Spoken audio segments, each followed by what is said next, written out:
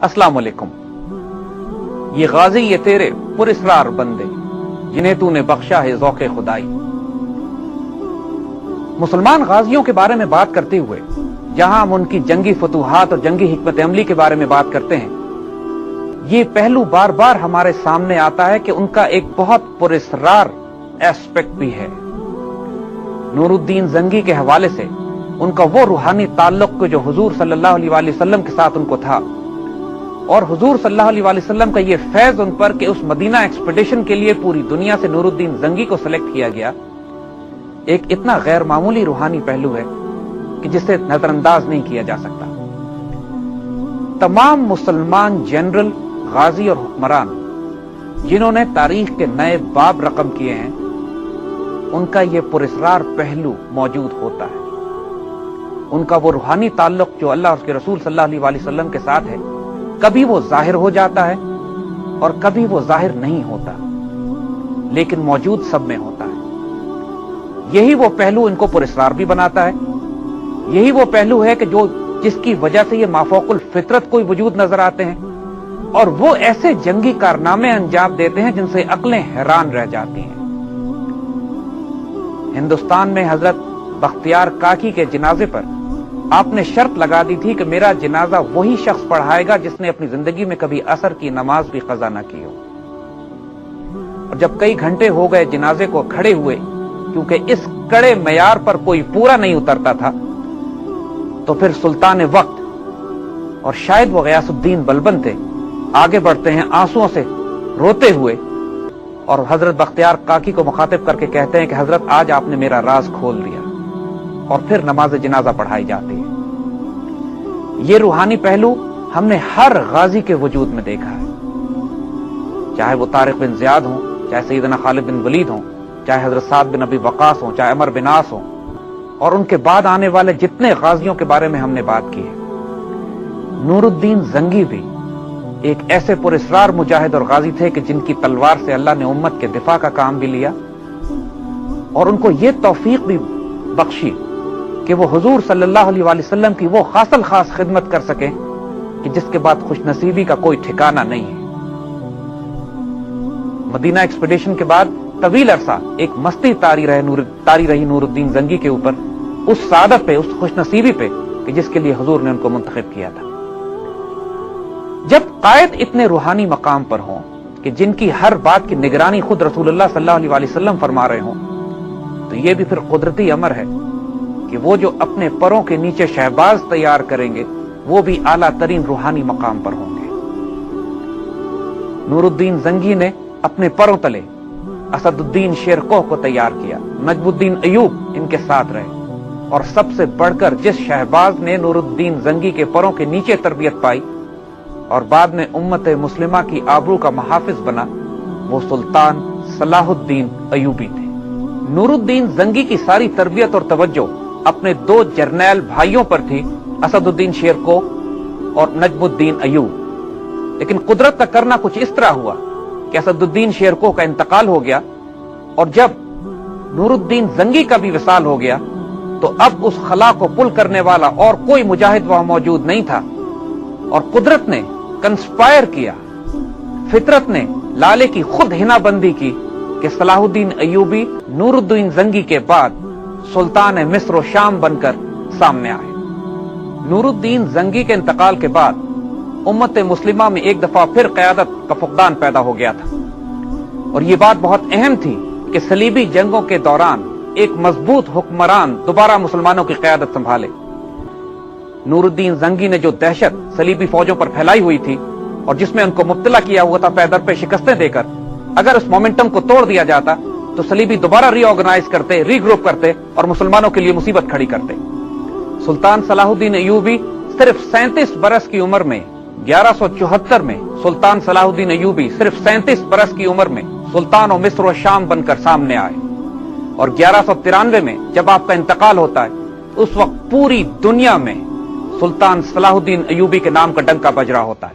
उम्मत मुस्लिमा में आपको इज्जत और मोहब्बत और प्यार से जो मकान दिया जाता है, वो सलीबी जंगों से लेकर आज तक किसी मुसलमान सुल्तान को इतनी इज्जत नहीं दी जा सकी। इसी तरह सलीबी जंगों में भी, सलीबी फौजों में भी और ईसाई दुनिया में भी सुल्तान सलाहुद्दीन अयूबी के नाम से जो दहशत तारी थी कि उस वक्त भी माएं अपने बच्चों को इनके नाम से डराया करती थी। ये अजीम सुल्तान जिसको फातेह बैतुल मक़दस होने का शर्फ हासिल हुआ है, आलम इस्लाम के अजीम तरीन गाजियों और मुजाहिदीन में इसका शुमार होता है। सलीबी और इनके बदतरीन दुश्मन भी सुल्तान सलाहुद्दीन अयूबी के लिए अच्छे अल्फाज इस्तेमाल करने पर मजबूर हैं। मुसलमान रोमांटिक फोकलोर में और ईसाई अदब में भी सलाहुद्दीन अयूबी को बहुत इज्जत से देखा जाता है। उसके बावजूद वो शिकस्त और वो शर्मसारी जो सलीबियों को सुल्तान के हाथ में उठानी पड़ी, अभी तक सलीबियों के दिलों में गैज़ और गज़ब की आग भड़काती रहती है।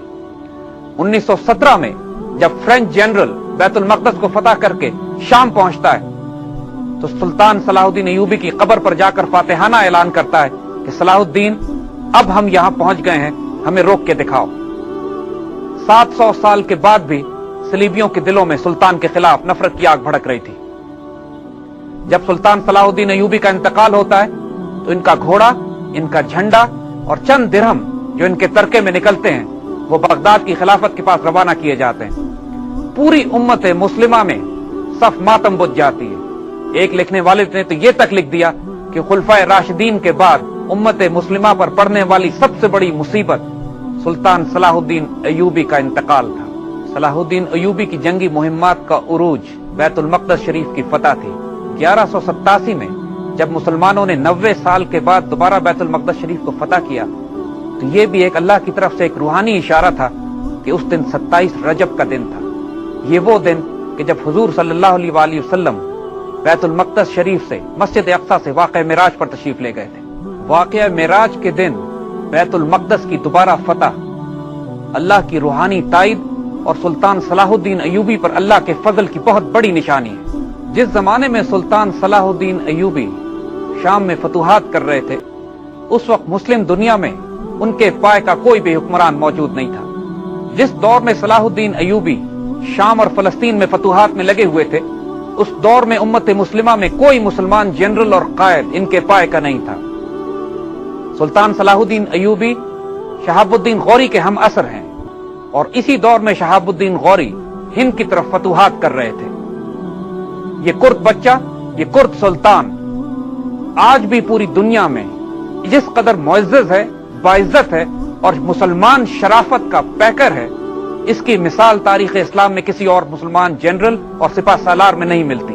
आज भी जब बैतुल मक़दस शरीफ अपने किसी सलाहुद्दीन के मुंतज़िर है तो फलस्तीनी बच्चे इसराइलियों की आंखों में आंखें डालकर अपना ये तराना पढ़ते हैं कि नहनु अबनाउल मुस्लिमीन कुल्लुन सलाहुद्दीन, हम मुसलमानों के बेटे हैं, हम में हर शख्स सलाहुद्दीन अयूबी है। एक ऐसे दौर में कि जब पूरी ईसाई दुनिया मुसलमानों पर सलीबी यलगारों पर यलगारें किए चली जा रही थी और मुसलमान सियासी इक़्तिदार बिखरता चला जा रहा था, ऐसे दौर में मुसलमानों को इज्जत और आबरू देने वाला, इनकी बहनों और बेटियों के सरों पर चादरें और दुपट्टे रखने वाला और अपने दुश्मनों की बेटियों पर भी रहम और मोहब्बत करने वाला ऐसा अजीमुशान सुल्तान इंसान ने कभी नहीं देखा। अल्लामा इकबाल की इस्तिलाह में जुनैदी और अर्द शेरी का ऐसा खूबसूरत मजमुआ, एक तरफ ऐसा फकीर और दरवेश कि जब इंतकाल हुआ तो शायद चंद दराहिम के अलावा कुछ इसके पास से बरामद ना हुआ, और दूसरी तरफ ऐसा शानदार सुल्तान कि पूरी दुनिया में इसके नाम की दहशत तारी थी। मुसलमानों को इज्जत और आबरू करने में, उनकी मुहाफजत में, उनका ध्यान करने में और उनकी खातिर अपने जान और माल को कुर्बान करने में सलाहुद्दीन अयूबी से ज्यादा बेहतर मुसलमान हुक्मरान और जनरल पैदा नहीं हुआ। इसी जांबाज मुजाहिद का यह खूबसूरत कौल है कि फरमाते हैं कि मुझे नहीं मालूम कि इस्लाम तलवार से फैला है या इखलाक से, लेकिन मैं ये बात जानता हूं कि इस्लाम की हिफाजत के लिए तलवार की जरूरत पड़ती है, और इसमें कोई शुबा नहीं कि इस मुजाहिद ने अपनी तलवार का हक अदा कर दिया। सलाहुद्दीन अयूबी के कारनामे इस कदर हैरत अंगेज हैं कि इसका अंदाजा करने के लिए सिर्फ ये बात जहन में रखिए कि उस वक्त का तमाम यूरोप, इंग्लैंड का शहनशाह, फ्रांस का बादशाह और जर्मनी का बादशाह अपनी तमाम तर फौजों के साथ पूरे यूरोप को साथ लेकर 20 साल तक फलस्तीन पर हमलावर होते रहे और सलाहुद्दीन अयूबी अकेला उन तमाम का मुकाबला करता रहा। ये इस कदर गैर मामूली फीट ऑफ मिलिट्री जीनियस है, करेज, इंटेग्रिटी और गैर मामूली जुर्रत है कि जिसकी मशरिक और मगरिब में कोई मिसाल नहीं मिलती। हम यहाँ सुल्तान सलाहुद्दीन अयूबी की पर्सनैलिटी के उस मुबारक वजूद के सिर्फ 2 मिसालें आपके सामने देना चाहेंगे। एक मर्तबा ईसाई लश्कर से एक औरत रोटी पीटती और चीखती चिल्लाती मुसलमानों के लश्कर की तरफ आ गई। मुसलमान सिपाहियों ने उसको पकड़कर सुल्तान सलाहुद्दीन अय्यूबी के सामने पेश किया तो वो औरत कहती है कि मेरे बच्चे को रात कुछ लोग उठा के ले गए थे। जब मैं अपने बादशाह के पास गई तो उसने मुझे कहा कि तुम मुसलमानों के बादशाह के पास जाओ कि वो रहमदिल और नेक इंसान है और जरूर तुम्हारी मदद करेगा। मैं तुम्हारे पास आई हूं, खुदा के वास्ते मेरी मदद करो। उस औरत की चीखें देखी नहीं जा रही थी। उसकी हालत देखकर सुल्तान मिस्र और शाम सलाहुद्दीन अय्यूबी आंसुओं से रोने लगते हैं। अपने सिपाहियों को हुक्म देते हैं कि चारों तरफ फैल जाओ और इस औरत के बच्चे को तलाश करके लाओ। जब उसका बच्चा तलाश करके लाया जाता है तो वो औरत जमीन पर गिरकर धाड़े मार मार के रोती है और देखने वाले देखते हैं कि सुल्तान सलाहुद्दीन अय्यूबी उसके साथ रो रहे होते हैं। उस औरत को इज्जत के साथ घोड़े पर बिठाकर ज़ादिरा देकर मोहब्बत और प्यार के साथ वापस उसके लश्कर में रवाना कर दिया जाता है। ये उस सुल्तान सलाहुद्दीन अय्यूबी का सॉफ्ट पहलू है, ये उसका वो रूहानी किरदार है, ये वो उनकी इंसान दोस्ती है जिसकी वजह से इनके बदतरीन दुश्मन भी इनके हक में तारीफी कलमात कहने पर मजबूर है। हमियत और हुजूर सल्लल्लाहु अलैहि वसल्लम से इश्क की एक वाकया सुनाते चलें। एक दफा एक ईसाई सलीबी जनरल आर्नेट ने मुसलमानों के एक ऐसे काफिले को लूट लिया कि जो मुआहदा अमन के दौरान हज पर जा रहा था। जब तमाम काफिले वालों को उसने कत्ल गारत की, कैदी बनाया, तो एक कैदी ने उससे इल्तिजा की कि तुम्हारा मुसलमानों के साथ मुआहदा है, हमको ना छेड़ो। उस पर बड़ी गुस्ताखी और बेअदबी के साथ आर्नेट जवाब देता है, नाउजुबिल्लाह, अपने नबी से कहो कि आके तुम्हें बचाएं। यह खबर जब सुल्तान सलाहुद्दीन अय्यूबी के पास पहुंचती है तो आप जलाल में आ जाते हैं और फैसला करते हैं कि जब आर्नेट इनके हाथ लगा ये उसको अपने हाथ से कत्ल करेंगे। जंगे हित्तीन के बाद आर्नेट बादशाह जफरी के साथ सुल्तान सलाहुद्दीन अय्यूबी के आगे पेश किया जाता है। सुल्तान सलाहुद्दीन अय्यूबी पानी मंगवाते हैं और किंग जफरी को पेश करते हैं। जफरी पानी पीकर दोबारा उस प्याले को बढ़ा देता है आर्नेट की तरफ। सुल्तान जलाल से सुर्ख हो जाते हैं और जफरी से कहते हैं कि पानी तुमने इसको दिया है, मैंने इसको पानी नहीं पिलाया।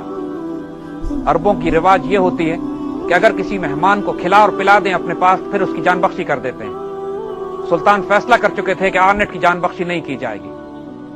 उसके बाद आर्नेट को करीब बुलाते हैं और उसको वो अल्फाज याद दिलाते हैं गुस्ताखाना जो उसने उस मुसलमान से कहे थे, और आर्नेट से कहते हैं कि रसूलुल्लाह सल्लल्लाहु अलैहि वसल्लम की आबरू की हिफाजत के लिए मैं पहुंचा हूं तुमसे बात करने के लिए। आर्नेट की जान फना हो जाती है, लेकिन इस मौके पर भी सुल्तान का किरदार देखिए। इसको मौका देते हैं कि तुम इस्लाम कबूल कर लो। वो इनकार करता है तो अपनी तलवार से उसकी गर्दन उड़ा देते हैं। किंग जफरी जब इस वाकये को देखता है तो उस पर दहशत तारी हो जाती है। सुल्तान उसको तसल्ली देते हैं और कहते हैं कि बादशाह बादशाहों के साथ इस तरह का सलूक नहीं करते, लेकिन इसने गुस्ताखी की वो हद पार कर ली थी कि मुझे उसका सर अपने हाथ से कलम करना था। यह सुल्तान की दीनी गैरत और हमियत का हाल था। ये वही सुल्तान है कि जो एक औरत के बच्चा गुम होने पे धाड़े मार मार कर रोता है, और दीनी गैरत का जहां मामला होता है तो इसके जलाल के आगे दुश्मन की कोई फौज नहीं ठहर सकती। आइए अब उस जमाने के क्रूसेड्स की थिएटर ऑफ ऑपरेशंस की सूरत हाल पर भी गौर कर लेते हैं। ये वो अजीब गरीब थिएटर थे, यानी शाम, फलस्तीन और लेबनान के इलाकों में सैकड़ों किले और शहर फैले हुए थे, कुछ मुसलमानों के पास, कुछ ईसाइयों के पास, और इतनी क्लोज प्रॉक्सिमिटी में दुश्मन एक दूसरे के करीब मौजूद थे कि बेइंतहा झड़पें तो आम मामूल था। टैक्टिकल लेवल पर जंगें आम हुआ करती थी, मगर स्ट्रेटेजिक बैटल्स, वो के जो जंग का पासा पलट दें, वो एक आधी हुआ करती थी। सलीबी जंगें तारीख की सबसे ज्यादा खूंरेज जंगें तस्वुर की जाती हैं, और इन जंगों में फैसला कुन किरदार उनकी क़यादत का हुआ करता था। सलाहुद्दीन अय्यूबी के मुकाबले में आधे दर्जन से जायद बड़े बड़े बादशाह यूरोप से उनके मुकाबले पर आए। सलाहुद्दीन अय्यूबी का कैरेक्टर अगर कंपेयर किया जाए उन तमाम जनरल्स और बादशाहों के किरदार से, तो जमीन और आसमान का फर्क तो यही नजर आ जाता है। जब क़यादत के हाथ साफ हों, इसके दिलो निगाह पाक हों, और वो एक रूहानी वजूद हो, तो इसका बहुत गहरा असर उसकी फौज पर भी पड़ता है, और फौज भी वही रंग इख्तियार कर लेती है जो उसके अमीर का होता है। अगर सलीबियों की फौज को देखा जाए तो खुद ईसाई मौर्रख मजबूर हैं ये बात कहने पर कि उनसे ज्यादा बदकिरदार वहूश ग्रोह कभी पैदा नहीं हुआ। जानी, बदकार, शराबी, कत्ल गारत करने वाले बाहम फूट पड़ी हुई, और इंसानियत के नाम पर एक धब्बा, ये वो सलीबी फौजें थी کہ جن کو خود عیسائی مورخ انتہائی شرمندگی کے ساتھ یاد کرتے ہیں۔ یہ تمام کردار جو صلیبی فوجوں میں موجود تھا ان کے حکمرانوں کا اثر تھا۔ جب حکمران اس مقام پر ہوں کہ نہ شرم، نہ لحاظ، نہ اخلاقیات اور باہم دست و گریباں، پھر فوجیں بھی اسی رنگ پر پیدا ہوتی ہیں۔ جنگیں مورل فائبر پر لڑی جاتی ہیں، اعلیٰ اخلاقی کردار پر لڑی جاتی ہیں۔ جہاں تک جنگی حکمت عملی اور ہتھیاروں کا تعلق تھا، مسلمانوں اور صلیبیوں میں خاصا توازن تھا۔ مسلمان اس وقت کوئی کمزور مملکت نہیں تھے، تمام مملکت اسلامیہ سے مجاہدین بھی پہنچ رہے تھے جہاد کے لیے، ہتھیار اور اسلحہ بھی موجود تھا، اور پورا یورپ بھی اپنی تمام تر توانائی اور وسائل لے کر ان جنگوں پر آیا تھا۔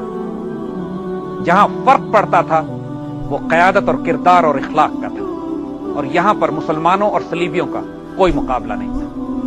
مسلمان اعلیٰ ترین اخلاق اور کردار پر کہ جس کی مثال اس وقت کی دنیا میں اور اس کے بعد کے آنے والی فوجوں میں شاید ہی کبھی دی جا سکتی۔ روحانی اور اخلاقی طور پر اپنے دشمنوں کو واضح شکست دینے کے بعد سلطان نے جو جنگی حکمت عملی ڈپلوائے کی وہ بھی انتہائی غیر معمولی تھی۔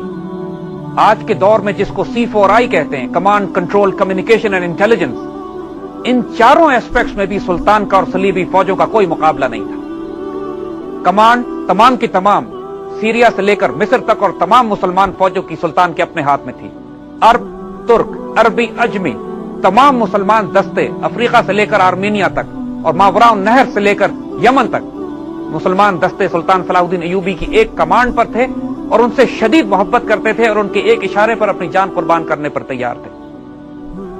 اس کے مقابلے میں عیسائی لشکروں کی کمانڈ 6 یا 7 جرنیلوں پہ یا بادشاہوں پر تقسیم ہوتی تھی جو باہم آپس میں دست و گریباں ہوا کرتے تھے۔ شدید اختلافات اور جھڑپیں خود صلیبی فوج میں آپس میں جاری رہتی تھی۔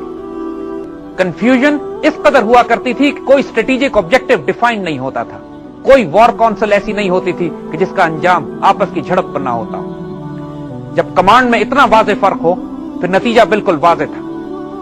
کمیونیکیشن کے حوالے سے سلطان کے تمام علاقوں پہ، تمام مفتوحات پہ، ان تمام علاقوں پہ کہ جہاں مسلمان بس رہے تھے، ایک ایک پل کی خبر سلطان تک پہنچتی تھی۔ اپنے دستوں کے ساتھ، اپنے جنرلز کے ساتھ، اپنے کمانڈرز کے ساتھ، حتیٰ کہ اپنے جاسوسوں کے ساتھ سلطان کا ایک انتہائی منظم رابطہ قائم تھا۔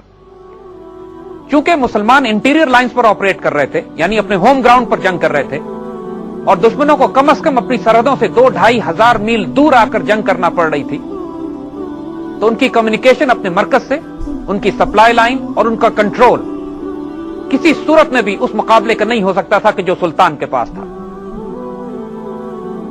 انٹیلیجنس کے حوالے سے سلطان کے ہزاروں جاسوس ہر وقت دشمن کے علاقوں اور دشمن کے لشکر میں چھپے ہوئے ہوتے تھے، اور اندر ہونے والی ہر بات کی اطلاع سلطان کو بہت پہلے پہنچ جاتی تھی۔ اس کے مقابلے میں عیسائیوں کے لیے بہت مشکل تھا کہ مسلمانوں کی صفوں میں اپنے جاسوس پیدا کر سکتے۔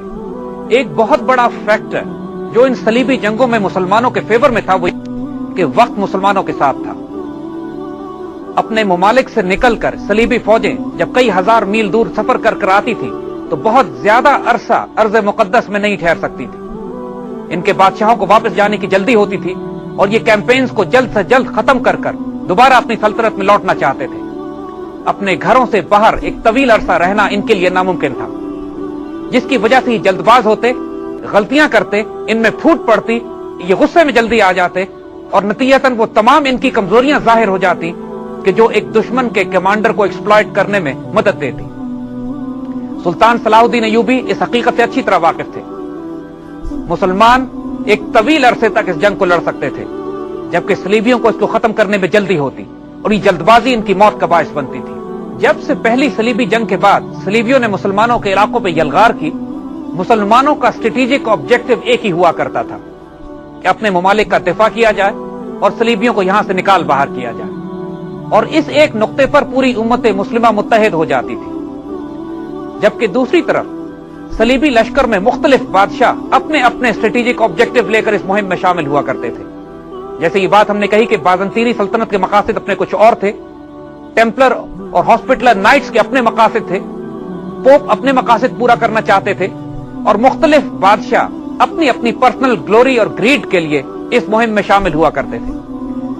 जब एक फौज में लड़ने वालों के स्ट्रेटेजिक ऑब्जेक्टिव्स ही मुख्तलिफ हों, तो उसमें ना इत्तेहाद हो सकता है और ना वो एक यूनाइटेड बॉडी के तौर पर जंग कर सकती है। जहां तक फौजों की क्वालिटी का ताल्लुक है, हथियार दोनों तरफ तकरीबन एक जैसे थे, लेकिन सलीबियों की तादाद अक्सर स्ट्रेटेजिक जंगों में मुसलमानों से बहुत ज्यादा हुआ करती थी।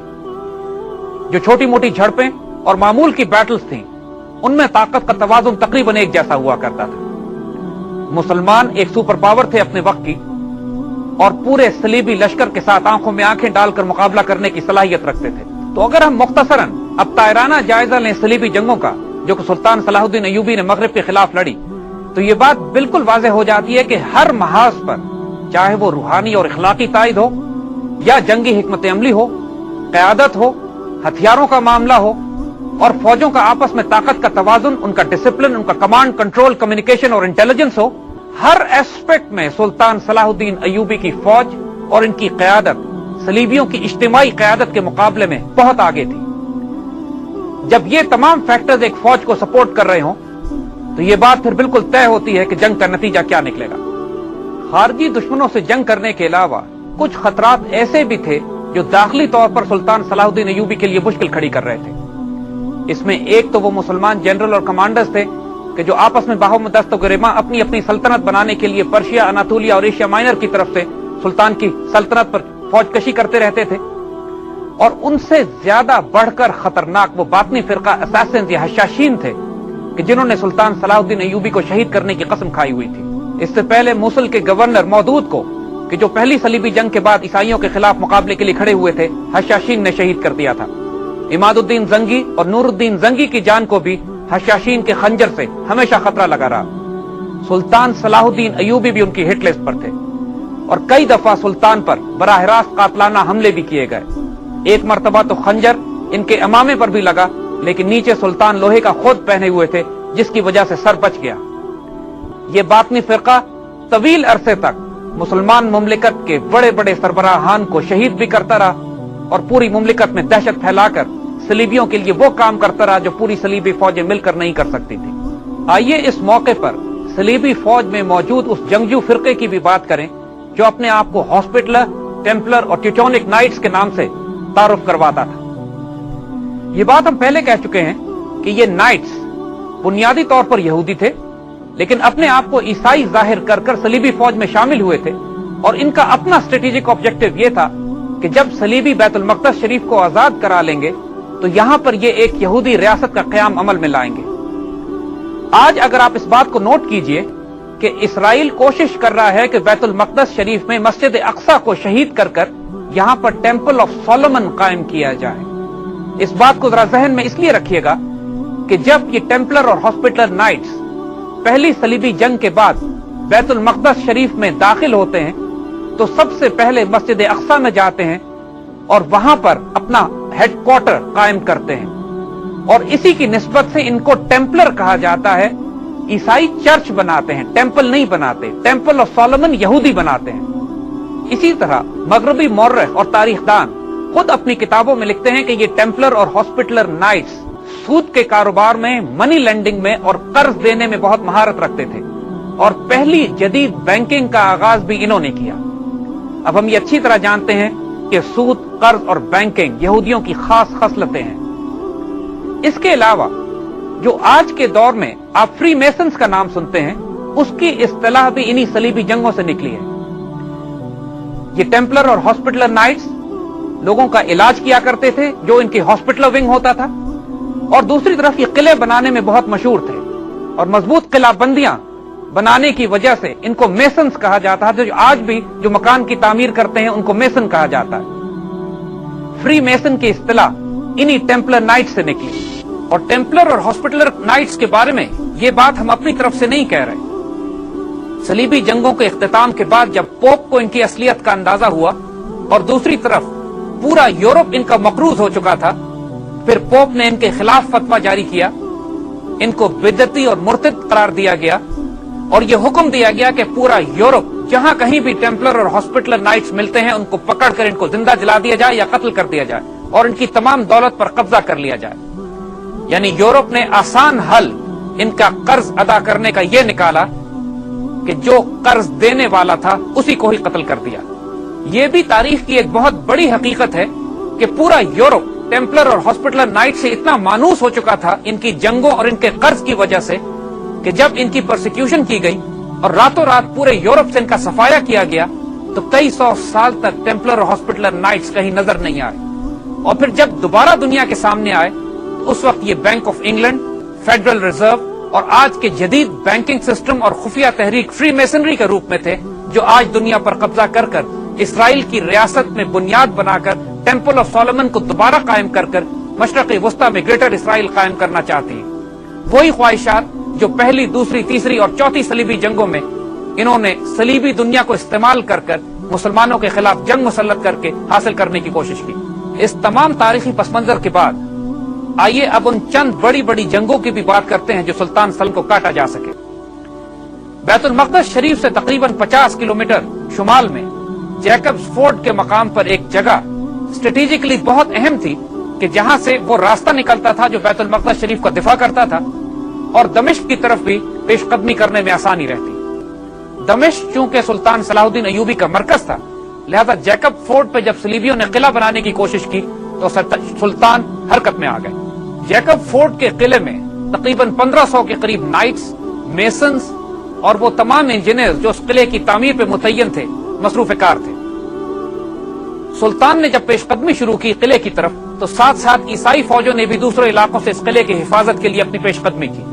اب ایک ریس تھی، جو قلعے پر پہلے پہنچ جاتا وہ اس کو فتح کر لیتا، کیونکہ قلعہ ابھی مکمل نہیں ہوا تھا۔ سلطان صلیبی فوج سے پہلے پہنچے اور 6 دن کی جھڑپ کے بعد پورے قلعے کو فتح کر لیا گیا۔ سلطان کے حکم پر تمام نائٹس کو قتل کر دیا گیا اور ان کی لاشیں ایک کنویں میں پھینک دی گئی۔ جیکب فورٹ کے قلعے کی فتح کے بعد اب شمال سے بیت المقدس شریف کے لیے سلطان کی پیش قدمی کا راستہ کھل چکا تھا، لیکن صلیبی فوجوں کو سمندر کے راستے مسلسل امداد اور کمک پہنچ رہی تھی۔ 1180 میں سلطان نے اپنا بحری بیڑا تیار کیا اور بیروت کے قلعے پر حملہ کیا، اور اب پہلی مرتبہ صلیبیوں کو یہ احساس ہوا کہ سمندر کے راستے بھی ان کو سلطان کے خلاف اپنی جنگ لڑنی پڑے گی۔ لیکن ابھی بھی حتمی طور پر صلیبیوں کو شکست نہیں ہوئی تھی۔ سلطان یہ چاہتے تھے کہ صلیبی فوج کو کھلے میدان میں دعوت دی جائے اور کھلے میدان میں ان کو بری طرح شکست دینے کے بعد بیت المقدس شریف کی طرف پیش قدمی کی جائے۔ سلطان کی یہ خواہش بھی جلد پوری ہوئی اور ایک بہت بڑا لشکر سلطان کے مقابلے کے لیے باہر نکلا۔ تاریخ میں یہ ایک فیصلہ کن جنگ تصور کی جاتی ہے اور وہ سب سے بڑی جنگ ہے جو سلطان نے فلسطین کے علاقے میں لڑی، اور اس کے نتیجے میں تاریخ کا دھارا تبدیل ہو گیا۔ 1187 میں لڑی جانے والی اس جنگ کو تاریخ جنگ ہتین کے نام سے یاد کرتی ہے۔ یہ وہ جنگ ہے کہ جس کے بعد فیصلہ کن طور پر صلیبی لشکر کو کچل دیا گیا اور تمام بڑے بڑے صلیبی بادشاہ سلطان کے قبضے میں آ گئے اور بیت المقدس شریف کا راستہ مسلمانوں کے لیے کھل گیا۔ یہی وہ آرنٹ تھا جس کو اپنے ہاتھ سے قتل کرنے کی قسم سلطان صلاح الدین ایوبی نے کھائی تھی، اور یہی وہ جنگ ہتین تھی جس کے بعد صلیبیوں کو عبرتناک شکست ہوتی ہے اور یہ آرنٹ سلطان کے قبضے میں آ جاتا ہے۔ ہتین کی لڑائی صلیبی جنگوں کی شاندار ترین فتح تصور کی جاتی ہے اور عیسائیوں اور صلیبیوں کے لیے بدترین شکست۔ کئی سو سال گزرنے کے باوجود بھی صلیبی ذہن اور فکر ہتین کی شکست اور ذلت کو اپنے ذہن سے نہیں نکال سکی، اور یہ جنگ سلطان کے ملٹری جینیس ہونے کی ایک شاندار مثال ہے۔ ہتین کی جنگ، بیت المقدس کی فتح اور اس کے بعد آنے والے واقعات پر انشاءاللہ آئندہ بات کریں۔ ہم سلطان صلاح الدین ایوبی کی فتوحات پر بات کر رہے ہیں۔ صلیبی جنگوں کی فتوحات میں جنگ ہتین کا ایک غیر معمولی کردار ہے۔ یہ وہ جنگ ہے کہ جس نے صلیبی جنگوں کی تاریخ کا پانسا بھی پلٹ دیا اور کئی سو سال گزرنے کے بعد بھی مغرب کی ذہنیت پر ایک گہرا اثر ڈالا۔ اس جنگ میں شرمناک شکست اٹھانے کے بعد صلیبی فوجیں اس قابل نہیں تھیں کہ بیت المقدس شریف کا دفاع کر سکتی، اور سلطان صلاح الدین ایوبی شام، فلسطین اور لیبنان کے تقریباً تمام علاقوں پر قابض ہو گئے اور بیت المقدس شریف کے فتح کا رستہ ہموار ہو گیا۔ جنگ ہتین پر ہم تفصیلی بات کریں گے، کیونکہ امت مسلمہ کی تاریخ میں وہ بڑی بڑی جنگیں جنہوں نے تاریخ کے فیصلے کیے ہیں، مسلمانوں کو عروج اور عزت بخشی ہے اور مسلمانوں اور اللہ اور اس کے رسول صلی اللہ علیہ وسلم کے دشمنوں کو ذلیل کیا ہے، اس میں جنگ ہتین کا بہت بڑا نام ہے۔ 1187 کا وہ واقعہ ہم پہلے بیان کر چکے ہیں کہ جب کاؤنٹ آرنیٹ نے مسلمانوں کے ایک قافلے کو لوٹا تھا، اس وقت جب مسلمانوں اور صلیبیوں میں معاہدہ امن ہو چکا تھا۔ اس کے بعد آرنیٹ نے حضور صلی اللہ علیہ وسلم کی شان مبارک میں گستاخی کی تھی اور صلاح الدین ایوبی نے قسم کھائی تھی کہ وہ آرنیٹ کا سر اپنے ہاتھ سے اتاریں گے۔ یہ واقعہ بنیاد بنتا ہے جنگ ہتین کے آغاز کا۔ سلطان صلاح الدین ایوبی جب یہ فیصلہ کرتے ہیں کہ صلیبیوں کے ساتھ اس بات پر مقابلہ کیا جائے گا اور صلیبی ان تمام قاتلوں کو مسلمانوں کے حوالے کرنے سے انکار کرتے ہیں، تو دونوں طرف سے فوجیں صفارہ ہو جاتی ہیں۔ کئی ہزار کی صلیبی فوج اور سینکڑوں ان کے ساتھ نائٹس، ٹیمپلرز اور ہاسپٹلرز ایک جھیل کے کنارے اپنا پڑاؤ ڈالتے ہیں اور اپنے ارد گرد بہت مضبوط مورچہ بندیاں قائم کر لیتے ہیں۔ مسلمانوں کی فوج جب ان کے قریب پہنچتی ہے تو صلاح الدین ایوبی جنگ کی صورتحال دیکھ کر فیصلہ کرتے ہیں کہ ان مورچہ بندوں میں اور ایسی صورتحال میں کہ جب دشمن کی فوج پانی کے اس قدر نزدیک ہو اور پانی کی رسائی اس کو حاصل ہو، اس صورتحال میں جنگ نہیں کی جائے گی۔ صلاح الدین ایوبی اب کوئی چال تلاش کرتے ہیں کہ کسی طرح دشمن کی فوج کو اپنا پڑاؤ توڑنے پر مجبور کیا جائے اور اس کو پیش قدمی کرا کر کچھ فاصلے پر ہتین کے میدان میں لایا جائے کہ جہاں پر مسلمان اس سے جنگ کرنا آسان ہوتا۔ ملٹری پوائنٹ آف ویو سے، اسٹریٹجی اور ٹیکٹکس کے حوالے سے سلطان صلاح الدین ایوبی کے ملٹری جینیس ہونے کی نشانی یہ جنگ ہتین کی اسٹریٹجی ہے کہ جو انہوں نے اپنے سے کئی گنا بڑی صلیبی فوجوں کے خلاف ڈپلوائے کی۔ صلیبی بادشاہ جعفری اور اس کے ساتھ کاؤنٹ آرنیٹ اپنی صلیبی فوج کی قیادت کر رہے تھے اور کسی صورت میں بھی اپنی مستحکم پوزیشن چھوڑنے پر تیار نہیں تھے۔ اب ان کو شکست دینے کا صرف ایک طریقہ تھا، جیسے سلطان نے فیصلہ کیا کہ ان کو اپنے مرکز سے باہر نکالا جائے۔ اس کا طریقہ یہ نکالا گیا کہ پہلے سلطان نے ایک ڈسیپشن اٹیک کیا، ایک ڈیکوئے اٹیک کیا قریب کے ایک صلیبی قلعے پر۔ صلیبیوں کے پاس ایک چھوٹا سا قلعہ تھا جو نزدیک تھا اور جہاں پر ان صلیبیوں کی فیملیز رہا کرتی تھی، عورتیں تھیں، بچے تھے۔ سلطان نے اس قلعے پر صرف ایک دکھانے کے لیے ایک ڈیکوئے اٹیک کیا تاکہ یہ فوج پینک کر جائے اور اپنے پڑاؤ کو توڑ دے جس میں یہ محفوظ حدبندیوں میں بیٹھے ہوئے تھے۔ جب سلطان صلاح الدین ایوبی نے اس قلعے کا محاصرہ کیا اور چند دن گزر گئے اور قلعے پر دباؤ بڑھنا شروع ہو گیا تو وہی ہوا کہ جس کی سلطان صلاح الدین ایوبی توقع کر رہے تھے۔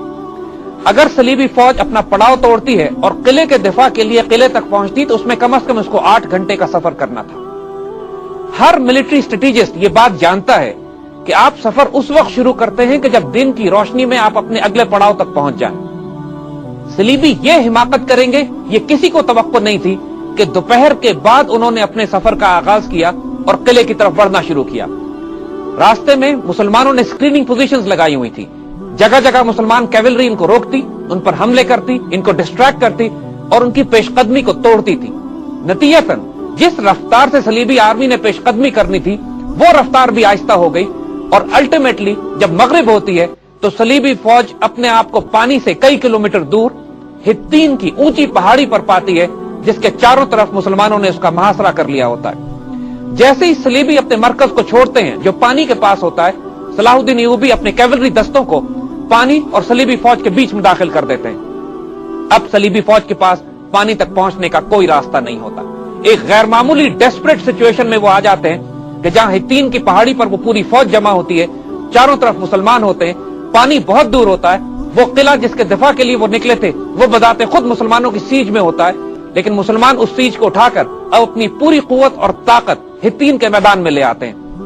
ہتین کی پہاڑی پر جو میدان جو بہت طویل فاصلے تک پھیلا ہوا تھا، پوری صلیبی فوج اپنا پڑاؤ ڈالتی ہے، لیکن اب پیاس اور بھوک کی شدت ان میں شدید کمی پیدا کرتی ہے، کمزوری پیدا کرتی ہے اور ایک ڈیسپریٹ سچویشن میں وہ آ جاتے ہیں۔ سلطان کے بایوگرافر جنہوں نے ان کی تاریخ لکھی اور سلطان کے لشکر میں ہوا کرتے تھے، بہاؤالدین، وہ صلیبی فوج کی بے بسی کی ایسی دردناک داستان کھینچتے ہیں کہ جس سے یہ اندازہ ہو جاتا ہے کہ اب اس فوج کا آئندہ کیا انجام ہونے والا ہے۔ اب آپ ذرا چشم تخیل میں صلیبی فوج کی حالت کا ذرا مظاہرہ دیکھیے کہ جو چاروں طرف سے ڈیسپریٹ سچویشن میں گھیری جا چکی ہے، پانی سے دور ہے، مرکز سے دور ہے، اور اب وہ چاروں طرف سے جب وہ تابڑتوڑ حملے کر کے نکلنے کی کوشش کرتی ہے تو مسلمان کیولری اس کو روک کر واپس اسی پہاڑی پر بھیج دیتی ہے جو آئندہ ان کی قبرستان بننے جا۔ 2 ہی دن گزرتے ہیں کہ صلیبی فوج کی حالت انتہائی پتلی ہو جاتی ہے۔ وہاں سے نائٹس تک ڈیفیکٹ کر کے آتے ہیں اور مسلمانوں کے پاس ہتھیار ڈالنا شروع کر دیتے ہیں اور مسلمانوں کو اطلاع دیتے ہیں اس ڈیسپریٹ سچویشن کی جس میں وہ پوری فوج پھنسی ہوتی ہے. نہ گھوڑوں اور جانوروں کے پاس پانی ہوتا ہے نہ صلیبیوں کے پاس. ان کے اس عذاب میں اضافہ کرنے کے لیے ہوا کا رخ دیکھ کر سلطان لکڑیوں کے بڑے بڑے انبار جمع کرواتے ہیں اور ان پر آگ لگا دیتے ہیں. نتیجتاً دھواں اور آگ بھی پوری صلیبی فوج کو اپنے لپیٹ میں لے لیتا ہے. ایسی حالت میں جب گرمی کی تپش ہو، جب دھواں تنگ کر رہا ہو، پانی موجود نہ ہو، مورلی اور سائیکولوجیکلی صلیبی فوج اس قدر کمزور ہو چکی ہوتی ہے کہ اب لٹرلی وہاں پر خودکشیاں کرنے لگتے ہیں سپاہی کہ مسلمانوں کے ہاتھ کہیں قید نہ ہو جائے. ٹیمپلر اور ہاسپٹلر نائٹس بار بار بڑے بڑی ڈٹیچمنٹس بنا کر پہاڑی سے نیچے گھوڑا دوڑاتے ہوئے اترتے اور مسلمانوں کی صفوں کو توڑنے کی کوشش کرتے ہیں کہ کسی طرح دریا تک راستہ بنایا جا سکے، اور ہر دفعہ ان کو مار کر واپس بھگا دیا جاتا. کئی دفعہ انہوں نے اپنے دستوں کو منظم کر کے اس قدر شدید حملے کیے کہ سلطان صلاح الدین ایوبی جس مقام پر تھے ان کے قریب تک پہنچ گئے. سلطان کا بیٹا ملک العادل ان کے ساتھ کھڑا تھا اور بہت پریشان ہو گیا، لیکن سلطان کے چہرے پر شکن تک نہیں آئی. جب صلیبیوں کو واپس ان کے لشکر تک پہنچا دیا گیا مار مار کے تو ان کا بیٹا چیخ پڑا کہ ہمیں فتح حاصل ہوئی. سلطان نے فرمایا نہیں، ابھی نہیں. جب دوسری مرتبہ بھی صلیبیوں نے اسی طرح چارج کیا اور دوبارہ سلطان تک پہنچ گئے اور پھر وہی پریشانی کی حالت ہوئی جو پہلے تھی اور ان کو دوبارہ یہاں سے واپس نکالا گیا، تو پھر سلطان کے بیٹے نے دوسری دفعہ کہا اب ہم جیت گئے. سلطان نے کہا نہیں، ابھی نہیں. اور سلطان نے پھر وہ بات کہی کہ جب تک ان کا وہ سرخ خیمہ اپنی جگہ پر قائم ہے، جب تک ان کے بادشاہ کا خیمہ اپنی جگہ پہ کھڑا ہوا ہے، یہ ہتھیار نہیں ڈالیں گے. مسلمانوں کو حکم دیا جاتا ہے کہ کاؤنٹر اٹیک کریں اور براہ راست اس تھکی ہوئی فوج کے اوپر مسلمان یلغار کرتے ہیں کہ جہاں پر حالت یہ ہو چکی ہوتی ہے کہ گھوڑے پیاس سے مر چکے ہوتے ہیں اور نائٹس اپنے کئی من کے باڈی آرمرز کے ساتھ بھی گھوڑوں سے اتر کر پیدل جنگ لڑنے پر مجبور ہوتے ہیں. وہ اپنا آرمر اتار کے پھینک دیتے ہیں اور نائٹس کی جو اسٹرینتھ تھی، ان کے باڈی آرمر اور ان کی کیولری، جب وہ ختم ہو جاتی ہے تو نائٹس میں اور پیادہ سپاہیوں میں کوئی فرق نہیں رہ جاتا اور مسلمان گاجر اور مولی کی طرح ان کو کاٹنا شروع کرتے ہیں. تھوڑی دیر گزرتی ہے کہ پورا میدان جنگ میں صرف یا لاشیں ہوتی ہیں یا وہ قیدی ہوتے ہیں جو اپنے آپ کو مسلمانوں کے حوالے کرتے ہیں، جس میں کئی سو ٹیمپلر اور ہاسپٹلر نائٹس بھی ہیں جو سلطان کے ہاتھ آتے ہیں. اس جنگ کے بعد حال یہ ہوتا ہے کہ ایک ایک مسلمان سپاہی 30 صلیبی فوجیوں کو رسی سے باندھ کر گھسیٹتا ہوا لے جا رہا ہوتا ہے. اور جو سب سے بڑی ذلت صلیبیوں کو اٹھانی پڑی، جو آج تک وہ نہیں بھولتے ہیں، کہ وہ صلیب جس پر ان کا دعویٰ یہ تھا کہ عیسیٰ علیہ السلام کو سولی دی گئی تھی، وہ صلیب مسلمانوں کے ہاتھ آ جاتی ہے. اس کو یہ ٹرو کراس کہتے تھے. جب یہ صلیب کا مسلمانوں کے ہاتھ میں آنے کا مطلب تھا کہ پوری صلیبی دنیا میں صف ماتم بجھ جاتی ہے. اس سے زیادہ ذلت آمیز شکست ان کے لیے کوئی نہیں ہو سکتی کہ جس میں ان کا مقدس ترین نوادرات اور تبرکات سلطان صلاح الدین ایوبی کے پاس آتے ہیں. سلطان اس صلیب کو نیزے پہ لگا کر دمشق بھجوا دیتے ہیں اور پورے دمشق میں اس کو تماشا دکھایا جاتا ہے اس کا کہ جس ذلت کے ساتھ اللہ نے صلیبیوں کو شکست دی اور مسلمانوں کو عزت دی، اس پر پوری مسلمان سلطنت اللہ کا شکر ادا کرتی. جنگ حطین کی فتح کے بعد تمام قیدی سلطان کے سامنے لائے جاتے ہیں. پھر یہ وہی مشہور واقعہ ہوتا ہے جو ہم پہلے سنا چکے ہیں کہ سلطان آرنیٹ کو اپنے ہاتھ سے قتل کرتے ہیں اور کنگ جیفری کو اپنا قیدی بنا لیتے ہیں. یہاں پر ایک اور عجیب و غریب واقعہ ہوتا ہے جو سننے سے تعلق رکھتا ہے. سلطان صلاح الدین ایوبی کی فوج میں ہمیشہ ایک بہت بھاری تعداد میں پوری امت مسلمہ کے علماء، درویش، فقراء اور صوفیاء موجود ہوا کرتے تھے، اور ان کا کام دعائیں کرنا اور مجاہدین کے حوصلے بڑھانا تھا، اور ضرورت کے وقت سلطان ان سے فتوے بھی لیا کرتے تھے. لیکن یہ تمام علماء، فقراء اور صوفیاء درویش کبھی بھی تلوار ہاتھ میں لے کر جنگ نہیں کرتے تھے، اور ان کے علم، ان کے مقام، ان کے مرتبے کی وجہ سے ان کو بہت معزز اور باعزت مقام دیا جاتا تھا اور سلطان خاص حفاظت کرتے تھے ان کی. اس جنگ میں کئی سو ٹیمپلر اور ہاسپٹلر نائٹس بھی گرفتار ہوتے ہیں، اور اب سلطان کا جلال ان فری میسونک، ٹیمپلر، ہاسپٹلر اور ٹیٹونک نائٹ کے خلاف عروج پر پہنچا ہوا ہوتا ہے. مگر سلطان سے زیادہ جلال علماء، فقراء اور صوفیاء کو ہوتا ہے. یہ پہلا موقع ہوتا ہے کہ یہ بزرگان دین سلطان سے درخواست کرتے ہیں کہ ان کو تلواریں دی جائیں تاکہ ہر عالم اور صوفی اور فقیر اپنے ہاتھ سے کم از کم ایک نائٹ کی گردن اتارے. اور پھر وہ تاریخ غیر معمولی معاملہ دیکھتی ہے کہ نائٹس کو علماء کے حوالے کر دیا جاتا ہے، اور علماء اور درویش ان نائٹس کی اپنے خنجروں اور تلواروں سے گردنیں اتارتے ہیں. لیکن یہ بات بھی غیر معمولی ہے کہ ان تمام ٹیمپلر اور ہاسپٹلر نائٹس کو قتل کرنے سے پہلے مسلمان ہونے کی دعوت دی گئی، اور تاریخ نے یہ منظر بھی دیکھا کہ ان میں سے چند ایک مسلمان بھی ہو گئے اور بعد میں بہت اچھے مسلمان بن کر مسلمانوں کی طرف سے صلیبیوں کے خلاف لڑے۔ جنگ حطین کے بعد اللہ تعالیٰ نے فتوحات کے دروازے کھول دیے۔ پے در پہ تمام وہ قلعے جو فلسطین کے ساحل کے آس پاس آباد تھے اور بیت المقدس شریف کو گھیرے ہوئے تھے، مسلمانوں نے فتح کر لیے۔ کسی ایک مقام پر اس کے بعد نہ مزاحمت ہوتی ہے، نہ کسی عورت یا بچے یا کمزور کے ساتھ برا سلوک کیا جاتا ہے، عام معافی دے دی جاتی ہے ہر ایک کو، اور وہ عظیم سلطان جس کو جب اللہ عزت دیتا ہے تو وہ اپنا سر اور عاجزی سے اس کے آگے جھکا دیتا ہے، اپنی فتوحات کے ساتھ بڑھتا ہوا بیت المقدس شریف کے دروازے پر پہنچ جاتا ہے۔ حطین کی فتح کے بعد سلطان صلاح الدین ایوبی آس پاس کے تمام قلعے فتح کرتے ہوئے بیت المقدس کے دروازے پر جا پہنچتے ہیں اور قلعے والوں سے کہتے ہیں کہ ہتھیار ڈال دیں اور بیت المقدس شریف کا شہر مسلمانوں کے حوالے کر دیا جائے۔ قلعے کا کمانڈر انکار کرتا ہے اور مزاحمت کا ارادہ کرتا ہے۔ آپ کو یاد ہوگا کہ تقریباً 90 سال پہلے جب صلیبی فوجوں نے بیت المقدس شریف کو مسلمانوں سے چھینا تھا تو بیت المقدس شریف کے اندر تقریباً 1 لاکھ مسلمانوں کو ذبح کیا گیا تھا۔ تمام بڑے بڑے مغربی مورخ جنہوں نے صلیبی جنگوں کی تاریخ لکھی ہے خود شرمندگی سے اپنی کتابوں میں لکھتے ہیں، چاہے اس میں گبون ہو یا ہیٹی جو اور دوسرے تمام افراد کے جنہوں نے صلیبی جنگوں کی تاریخ لکھی ہے، وہ ایکنالج کرتے ہیں کہ انسانیت نے اس سے زیادہ درندگی، وحشت ناک حرکتیں اور قتل و غارت اور خونریزی بے گناہ انسانوں کی اس سے پہلے کبھی نہیں دیکھی ہوگی جتنی ان دیوانی صلیبی فوج نے بیت المقدس شریف کے اندر بے گناہ اور نہتے مسلمانوں کے ساتھ سلوک کیا۔ مسلمانوں کا خون گھوڑوں کے گھٹنوں تک پہنچایا گیا۔ بیت المقدس شریف کے اندر مسجد اقصی کے صحن میں 10,000 مسلمان ذبح ہوئے، اور جو واقعات ہیں وہ ہم بیان کر چکے ہیں، اور تاریخ کی کتابوں میں اس سے زیادہ خوفناک واقعات لکھے ہیں کہ جن کو ہم اس وقت بیان بھی نہیں کر سکتے۔ اب اس کے بعد سلطان صلاح الدین ایوبی 90 سال کے بعد بیت المقدس شریف کو دوبارہ لینے کے لیے اس کے دروازے پر پہنچتے ہیں۔ جب صلیبی یہ ارادہ کرتے ہیں کہ بیت المقدس شریف کا مقابلہ کیا جائے گا اس محاصرے کا، تو 6 دن تک محاصرہ جاری رہتا ہے، لیکن 6ٹے دن صلیبی ہمت توڑ بیٹھتے ہیں۔ سلطان صلاح الدین ایوبی نے پہلے تو قسم کھائی کہ جب طاقت کے زور پہ بیت المقدس شریف کو فتح کریں گے تو صلیبیوں کے ساتھ وہی سلوک کریں گے کہ جو انہوں نے 90 سال پہلے مسلمانوں کے ساتھ کیا تھا۔ یہ ایک جلال کا فیصلہ تو تھا اس مجاہد کا، لیکن پھر انہوں نے اپنے جلال پر قابو پایا اور عام معافی کا اعلان کیا اس وقت کہ جب صلیبیوں نے ان سے امن کی شرائط کے لیے درخواست کی۔ اس سے پہلے صلیبیوں کے دماغ میں یہ بھی خناس سمایا تھا کہ بیت المقدس شریف مسلمانوں کے حوالے کرنے سے پہلے مسجد اقصی کو شہید کر دیا جائے اور گنبد صخرہ کو بھی تباہ کر دیا جائے، وہ مقام کے جہاں سے حضور صلی اللہ علیہ وآلہ وسلم واقع معراج پہ تشریف لے گئے۔ سلطان نے ان کو وارننگ دی کہ ایسا نہ کرنا ورنہ تمہارے ساتھ بہت برا سلوک کیا جائے گا، اور بہت کھلی امن کی شرائط ان کو دے دی کہ ناقابل یقین تھی دنیا کے لیے بھی اور خود ان صلیبیوں کے لیے بھی جو بیت المقدس شریف کے اندر موجود تھے۔ آج بھی مغربی دنیا مجبور ہے اس بات پر کہ سلطان کے کردار کی تعریف کرے۔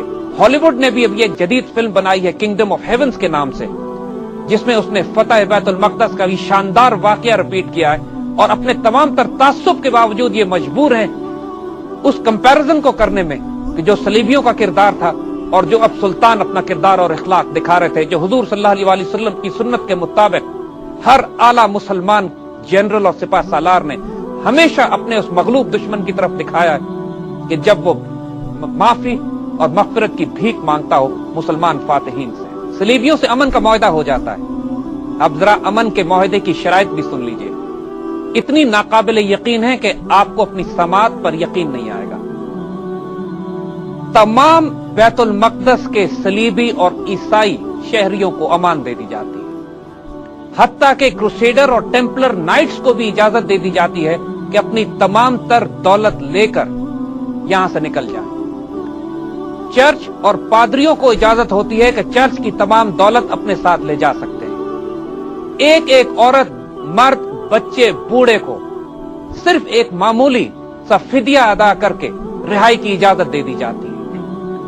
اور نہ صرف یہ کہ بلکہ ان تمام خاندانوں کی حفاظت کے لیے سمندر تک جہاں پر عیسائی قلعے ایک آدھ ابھی بھی موجود تھے، انطاکیہ کا، उन किलों तक मुसलमान फौज बाहिफाजत पहुंचाती है। और जरा और सुनिए, 10,000 लोग ऐसे होते हैं कि जो अपना फिदिया अदा करने के काबिल नहीं होते, उनका फिदिया सुल्तान अपनी जेब से अदा करते हैं। कई 100 औरतें रोती पीटती सुल्तान के पास आती हैं कि हमें आपने निकलने की इजाजत दे दी है, बच्चे हमारे साथ हैं, लेकिन हमारे मर्द जंगी कैदी हैं आपके पास, जो हित्तीन की लड़ाई में और आसपास की लड़ाइयों में आपके पास कैद हो गए थे। हम उनके बगैर तबाह बर्बाद हो जाएंगे, हम पर रहम कीजिए, हमारे मर्द हमें वापस कर दीजिए। उनकी आहुजारी और बेबसी को देखकर सुल्तान रोने लगते हैं और पूरी फौज से उन तमाम मर्दों को बुलाया जाता है जो मुसलमानों की कैद में होते हैं, और इज्जत के साथ खर्च देकर अपने बच्चों के साथ रुखसत कर दिया जाता है उन इलाकों में जहां ईसाई आबाद होते हैं। सुल्तान के भाई ने भी इसी तरह कई हजार कैदियों का फिदिया भी अदा किया, या कई हजार तो ऐसे थे, तकरीबन 40,000 के करीब, कि जो बगैर फिदिये ही के अदा कर दिए गए। क्या दुनिया की तारीख कोई मिसाल पेश कर सकती है इस करम का जो एक फातेह, एक मफ्तूह पर करता हो, उस वक्त जबकि 90 साल पहले 1 लाख मुसलमानों को इसी शहर में ज़िबा किया गया था। हुजूर सल्लल्लाहु अलैहि वसल्लम ने फतह मक्का के बाद जो आम माफी दी, वो मिसाल सिर्फ एक महदूद नहीं रही। हर आने वाले दौर में हर आशिक रसूल ने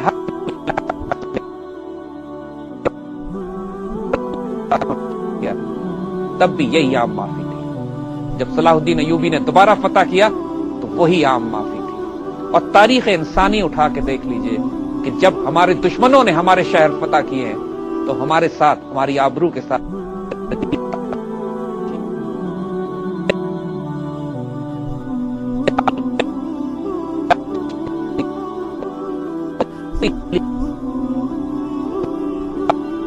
सलाहुद्दीन अय्यूबी के हाथों अल्हम्दुलिल्लाह दोबारा मुसलमानों के पास आ जाता है। वो तमाम ईसाई जो बैतुल मक़दस शरीफ से निकलकर ईसाई इलाकों की तरफ गए, वो अंताकिया और ट्रिपोली के किले के पास पहुंचे। फिर तारीख ने यह भी देखा और मगरबी मौर्रिखों ने इसको नोट किया है कि उन दोनों ईसाई किलों ने अपने ही ईसाई महाजरीन पर दरवाजे बंद कर लिए और उनको किलों से बाहर छोड़ दिया, हत्ता कि उनको लूट भी लिया। लोगों ने, उन महाजरीन ने जो बैतुल मक़दस शरीफ से निकलकर पनाह के लिए उस तरफ गए थे, अपने हुक्मरानों को कोसना भी शुरू किया और सलाहुद्दीन अय्यूबी को दुआएं दी कि जिसने उनको इतनी इज्जत और एहतराम से यहां तक पहुंचाया। जो उन महाजरीन के बेबसी का आलम था वो भी तारीख ने नोट किया है, और हम आपसे कहेंगे कि तारीख उठा के देखिए कि उसके बाद आने वाले वाकयात क्या थे। सुल्तान सलाहुद्दीन अय्यूबी ने ईसाई औरतों, बच्चों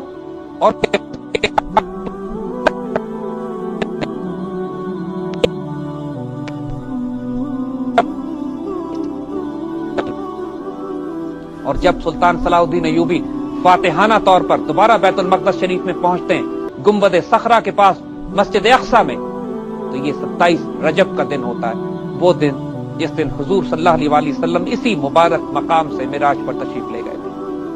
ये इत्तफाक नहीं था, ये कुदरत का इतना गैर मामूली इशारा और तोहफा था उम्मत मुस्लिमा के लिए, और सुल्तान सलाहुद्दीन अय्यूबी की खुशनसीबी पर एक मोहर थी जिसके लिए वो क़यामत तक के लिए मुसलमान गाजियों में आला तरीन मकाम के हामिल होते हैं। पूरी उम्मत मुस्लिमा से फुकरा, दरवेश, उलमा सुल्तान के साथ मस्जिद अक़सा में पहला जुमा 90 साल के बाद अदा करते हैं। वो मंबर जो नूरुद्दीन जंगी ने तैयार करवा दिया था बैतुल मक़दस शरीफ की फतह के लिए, उस मंबर को लाया जाता है, मस्जिद अक़सा में रखा जाता है, शुक्राने की नमाजें अदा की जाती हैं और पहला जुमा अदा किया जाता है। जब जंगे हित्तीन में शिकस्त और बैतुल मक़दस शरीफ के मुसलमानों के पास चले जाने की खबर पोप के पास पहुंचती है तो उसको दहशत के मारे और दुख के मारे दिल का दौरा पड़ जाता है और वो इंतकाल कर जाता है। नया पोप फौरन ही उसकी जगह पर आता है और आते ही पूरी सलीबी दुनिया में एक सलीबी जंग का नकारा बजाया जाता है और तमाम बादशाहों को खतूत लिखे जाते हैं कि सलीबी जंग का आगाज कर दिया गया है, अपनी अपनी फौजें लेकर तमाम कुस्तुनतुनिया में जमा। उस जमाने में फ्रांस और इंग्लैंड की बादशाहतें आपस में खूनरेज मुतसादिम थी। इंग्लैंड का बादशाह वो है जिसको तारीख रिचर्ड द लायन हार्ट के नाम से याद करती है। रिचर्ड द लायन हार्ट और फ्रांस का बादशाह वहां मुतसादिम तो थे, मगर पोप के हुक्म के सामने मजबूर हुए और अपनी अपनी फौजों को लेकर ये भी कुस्तुनतुनिया की तरफ रवाना हुए, बट नॉट एज एलाइज, दोस्तों की हैसियत से नहीं, आपस में इनके शदीद इख्तलाफात कायम रहे। तीसरी तरफ जर्मनी का बादशाह फ्रेडरिक बारबरूसा, उसके चूंकि सुर्ख रंग के बाल थे तो इटालियंस इसको बारबरूसा कहा करते थे। ये तकरीबन अपनी 1.5 लाख की फौज को खुद साथ लेकर कुस्तुनतुनिया पहुंचता है और कुस्तुनतुनिया में पहली मर्तबा रोमन और ग्रीक शहनशाह एक दूसरे के आमने सामने आते हैं मुसलमानों के खिलाफ जंग करने के लिए। सुल्तान सलाहुद्दीन अय्यूबी को जब ये इत्तला पहुंचती है तो आप बहुत मुतफक्किर होते हैं, क्योंकि ये इत्तलाएं भी गर्दिश कर रही थी कि फ्रेडरिक बारबरूसा तकरीबन 10 लाख की फौज जमा कर रहा है और इतनी भारी फौज के साथ ये पहले कौनिया पे हमला करेगा जो सल्जूक सुल्तानों का मरकज था, और फिर वहां से आकर बैतुल मक़दस शरीफ को लेगा। सुल्तान सलाहुद्दीन ने अल्लाह ताला से दरखास्त की कि यहां पे ताइद गैबी की जरूरत है कि दुश्मन के 3 बड़े बड़े शहनशाह पूरे यूरोप की फौजों को लेकर, जिनकी मजमूई तादाद कोई 10 लाख से ज्यादा बन रही थी, अब मुसलमानों पर हमला आवर हो रहे थे। तीसरी सलीबी जंग का आगाज हो जाता है। जर्मन फौज जब अनातोलिया में दाखिल होती है तो सल्जूक उनका रास्ता रोकने की सरतोड़ कोशिश करते हैं, मगर जर्मन फौज की इतनी भारी तादाद होती है कि सल्जूकियों को पीछे हटना पड़ता है और पहली खूनरेज लड़ाई कौनिया के मकाम पर होती है। मगर इसके बाद अल्लाह ताला की तरफ से ताईद गैबी आती है और जर्मन शहनशाह हादसाती तौर पर दरिया में डूबकर हलाक हो जाता है। इसकी मौत मुसलमानों के लिए इतनी बड़ी ताईद इलाही थी कि सुल्तान इस पर अल्लाह का शुक्र अदा करते हैं और फौरन ही जर्मन फौज का मोराल भी टूट जाता है और जर्मन फौज बिखर जाती है। इसके बाद इस मकाम से आगे जर्मन फौज बढ़ने से इनकार कर देती है और कई लाख की फौज टुकड़ियों में कटती हुई मुसलमानों से झड़पें करती हुई वापस कुस्तुनतुनिया की तरफ रवाना हो जाती है। और जब उस शहनशाह का बेटा भी एक झड़प में मारा जाता है तो अब क़यादत के फुकदान की वजह से तमाम की तमाम जर्मन फौज रास्ते ही से लौट गई और इस फितने का मुसलमानों को मुकाबला नहीं करना पड़ा। अब इस सलीबी जंग की क़यादत फ्रेंच और ब्रिटिश फोर्सेस के पास आ जाती है और रिचर्ड द लायनहार्ट फ्रांसीसी बादशाह के पास किश्तियों में सवार होकर काम किया जा सका और न वो सलीब अकरा के मुसलमानों के पास थी। और फिर तारीख ने वो मंजर देखा कि जो बैतुल मक़दस की पहली सलीबी फतह के मौके पर दोहराया जाता है। रिचर्ड द लायनहार्ट ने तमाम मुसलमान कैदियों, औरतों और बच्चों को किले से बाहर निकाला और मुसलमान फौज और सलाहुद्दीन अय्यूबी के सामने खड़ा करके एक एक करके ज़िबा कर दिया। मुसलमानों में गैज़ और जलाल से इश्तियाल फैल जाता है और सुल्तान पूरी तरह हमला करने का हुक्म देते हैं सलीबी फौज पर। घमसान लड़ाई होती है, लेकिन सलीबियों का लश्कर इतना होता है कि मुसलमान किसी एक रेफ्यूजी को भी, किसी एक होस्टेज को भी बचा नहीं पाते। तमाम मुसलमान जो अकरा के किले से निकलकर जिन्होंने अपने आप को सलीबियों के हवाले किया था, रिचर्ड द लायनहार्ट के हुक्म पर ज़िबा हो जाते हैं। खुद ईसाई मौर्रिख भी रिचर्ड द लायनहार्ट की जिंदगी का तारीख तरीन दिन इस मौके को कहते हैं कि जब इसने निहत्ते औरतें और बच्चों को पनाह देने के बाद ज़िबा कर दिया। अकरा की फतह के बाद सलीबियों में आपस में भी फूट पड़ जाती है। फ्रांस का बादशाह नाराज होकर वापस चला जाता है और अब इस पूरी सलीबी मुहिम की जिम्मेदारी रिचर्ड द लायनहार्ट पर आ जाती है। जिस तरह मुसलमानों की तारीख में सुल्तान सलाहुद्दीन अय्यूबी एक रोमानवी हीरो के तौर पर याद किए जाते हैं, इसी तरह सलीबी और खास तौर पर अंग्रेज मौर्रिख और तारीखदान रिचर्ड द लायनहार्ट को अपना सबसे बड़ा हीरो तस्वर करते हैं। और सलाहुद्दीन अय्यूबी और रिचर्ड द लायनहार्ट के इस आपस के तसादुम को ईसाई और मुसलमान तारीखों में एक रोमानवी हैसियत दी जाती है। अकरा की फतह के कई साल बाद तक रिचर्ड द लायनहार्ट सलीबी फौजों की क़यादत करता रहा और सुल्तान सलाहुद्दीन अय्यूबी की फौजों से इसकी कई झड़पें हुई। तारीख में इन झड़पों के बहुत सारे वाकयात भी बयान किए जाते हैं, जिसमें कुछ अफसानवी हैं और कुछ हकीकी। ये वाकया भी तारीख ने देखा कि एक जंग के दौरान रिचर्ड द लायनहार्ट का घोड़ा मारा जाता है और वो पैदल हो जाता है। सुल्तान सलाहुद्दीन अय्यूबी की गैरत इस बात को गवारा नहीं करती कि ये अपनी फौज की क़यादत घोड़े पर बैठ कर करें और इनका दुश्मन बादशाह जमीन पर पैदल। आप जंग रुकवाते हैं, अपने बेहतरीन घोड़े को बुलाते हैं और उसको रिचर्ड द लायनहार्ट के पास रवाना किया जाता है और रिचर्ड से कहते हैं कि इस पे सवार होकर अपनी फौजों की क़यादत करो। मैं अपने दुश्मन को ऐसे नहीं मारना चाहता कि मैं घोड़े पे हूं और वो पैदल हूं। एक मौके पर रिचर्ड बीमार हो जाता है और उसके इलाज का कोई रास्ता नहीं मिलता तो सुल्तान सलाहुद्दीन अय्यूबी अपना तबीब खास भेजते हैं ईसाई लश्कर में, जो जाके रिचर्ड का इलाज करता है। اور ساتھ اس کو پھلوں اور برف کا تحفہ بھجوایا جاتا ہے تاکہ وہ جلدی صحت یاب ہو اور سلطان کے مقابلے پر آئے۔ انسانی تاریخ نے اتنے اعلیٰ کردار کا جنرل کبھی نہیں دیکھا۔ خود عیسائی مورخ، جیسے ہم نے عرض کیا، مجبور ہیں تمام تر تعصب کے باوجود کہ سلطان صلاح الدین ایوبی کی شان میں قصیدے لکھیں۔ کئی سال یہ جنگیں چلتی ہیں، لیکن اللہ کے فضل سے نہ یہ صلیبی بیت المقدس شریف کے قریب پہنچ سکتے ہیں، نہ رچرڈ دا لائن ہارٹ اپنی تمام صلیبی فوجوں کے ساتھ سلطان کو کسی ایک محاذ پر شکست دیتا ہے۔ 1192 میں تنگ آ کر ایک پیس ڈیل سائن کر لی جاتی ہے، جس کے مطابق صلیبی فوجیں واپس لوٹ جائیں گی اور سلطان صلاح الدین ایوبی کو موقع ملتا ہے کہ طویل عرصے کے بعد دمشق جا کے آرام کر سکیں۔ رچرڈ دا لائن ہارٹ واپسی کا سفر شروع کرتا ہے، لیکن اس کی بدنصیبی یہاں ختم نہیں ہوتی۔ اس کا بحری جہاز غرق ہو جاتا ہے اور یہ بڑی مشکل سے جان بچا کر آسٹریا جا نکلتا ہے۔ آسٹریا کا بادشاہ اس کا مخالف ہوتا ہے اور اس کو قید کر لیتا ہے۔ 2 سال تک رچرڈ دا لائن ہارٹ صلیبی مہم سے واپس جانے کے بعد آسٹریا کی جیل میں بند رہتا ہے، حتیٰ کہ پورا انگلینڈ ٹیکس جمع کرتا ہے، فدیہ جمع کرتا ہے، اور اس کے بعد اس کو رینسم کیا جاتا ہے۔ اس سے پہلے بھی غیر معمولی بات ہم آپ کو بتائیں، جب صلیبی جنگ کا آغاز کیا جاتا ہے، تیسری صلیبی جنگ کے وقت پورے یورپ میں ایک ٹیکس لگا دیا جاتا ہے جس کو آج بھی صلاح الدین ٹیکس کہا جاتا ہے۔ سلطان صلاح الدین ایوبی کے نام پر یورپین قوم اور ممالک ٹیکس جمع کرتے رہے کہ فوجیں اکٹھی کی جائیں اس صلاح الدین شیر سے لڑنے کے لیے۔ جو دہشت صلاح الدین ایوبی نے صلیبی دنیا پر طاری کی ہوئی تھی، نہ اس سے پہلے نہ اس کے بعد کسی مسلمان حکمران اور سلطان نے وہ مقام نہیں حاصل کیا۔ سلطان صلاح الدین ایوبی تیسری صلیبی جنگ کو ختم کرنے کے بعد جب صلیبی نامراد ناکام لوٹ جاتے ہیں تو 1193 میں دمشق میں آپ کا انتقال ہو جاتا ہے۔ آپ کے انتقال کے وقت آپ کے پاس صرف چند درہم نکلتے ہیں اور کفن کے پیسے بھی نہیں ہوتے۔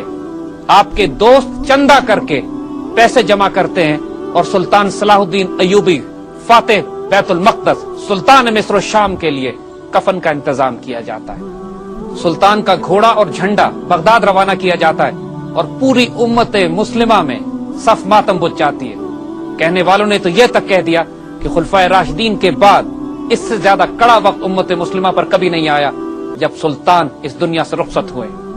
اس صلیبی جنگ کے بعد صلیبیوں نے 5 اور صلیبی جنگیں آنے والی دہائیوں میں روانہ کی، لیکن تمام کی تمام اس بری طرح شکست سے دوچار ہوئی کہ ان کا ذکر بھی ضروری نہیں ہے۔ چوتھی صلیبی جنگ میں تو حال یہ ہوا کہ صلیبی قسطنطنیہ ہی میں الجھ گئے اور مسلمانوں کے علاقے فتح کرنے کے بجائے قسطنطنیہ کو فتح کر لیا۔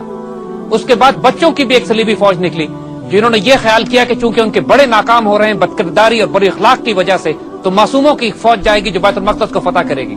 ان میں سے کوئی بچہ یورپ سے بھی پار نہیں کر سکا اور تمام کے تمام وہی تباہ کر دیے گئے۔ ان تمام صورتحال کے بعد تقریباً کئی 100 سال تک الحمدللہ بیت المقدس شریف مسلمانوں کے پاس رہا۔ 1917 میں ایک آزمائش کی گھڑی آئی کہ جب بیت المقدس شریف خلافت عثمانیہ کے زوال کے بعد انگریزوں کے پاس گیا، اور اس موقع پر